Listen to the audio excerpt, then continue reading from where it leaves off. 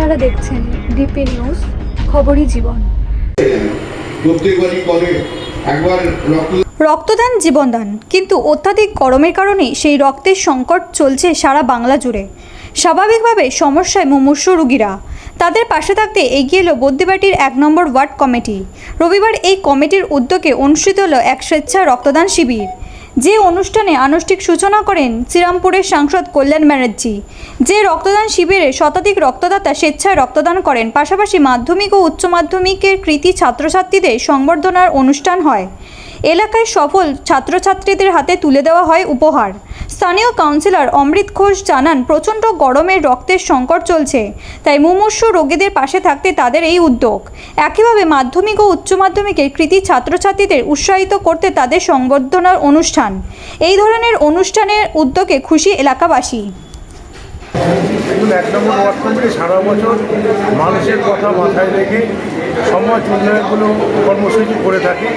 তার মধ্যে রক্তদান অন্যতম।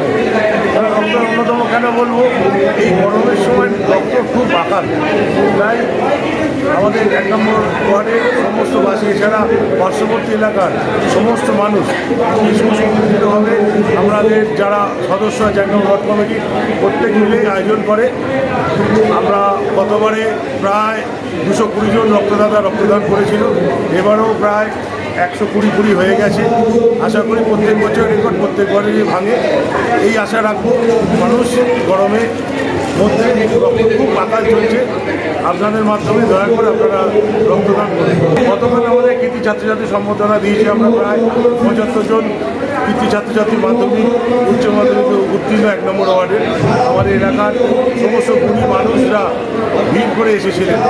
তারা ওয়ার্ড কমিটি একটা অরাজনৈতিক প্ল্যাটফর্ম, ওনারা সেই মঞ্চ চেয়েছিলেন, সেই মঞ্চ আমাদের 1 নম্বর ওয়ার্ড কমিটির সকল সদস্য এবং আমরা দিতে পেরেছি।